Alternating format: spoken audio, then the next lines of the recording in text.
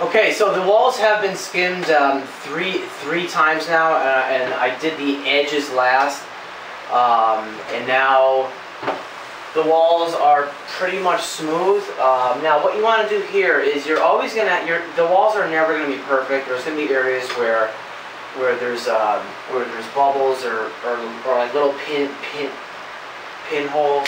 So I just go around again with your blade and just scrape any of those off, and with a pencil circle those areas because you're going to need to re-skim them again, or if there's any areas where there's marks from the trowel. So just go around and just try to look as close as possible, because it's so hard to see on the color white where those areas are.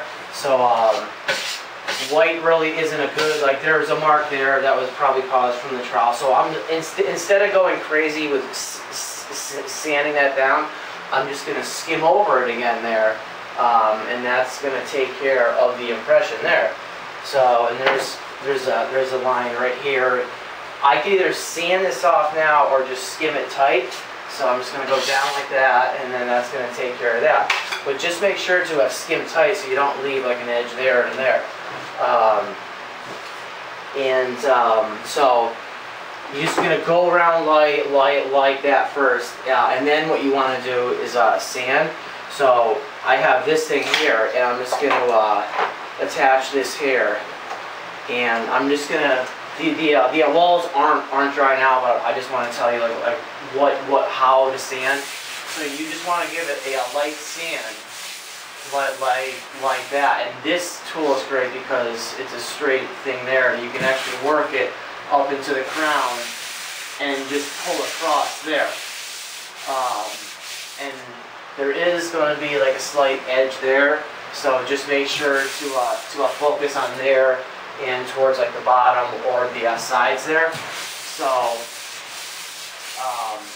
and what you can do too is you can use one of those sanding pad things, especially in like the corners there.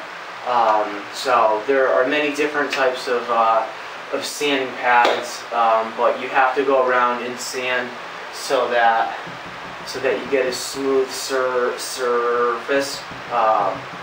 So the sanding is actually very important, and just going around and like catching those areas where you might have missed, because it's never going to be perfect. So it's always good to go around.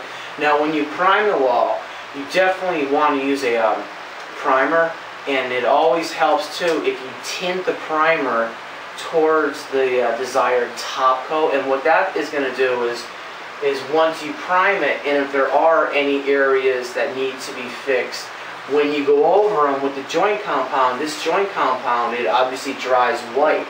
So you don't want to use like a white primer, because then when you have to go over and fix those areas, it's going to be harder to see, to find those areas again to sand and then reprime. So it always helps if you tint the primer a different color than white, so that when you go to make your repairs, the repairs are going to dry white, and they're going to be easy to spot and to sand and then reprime.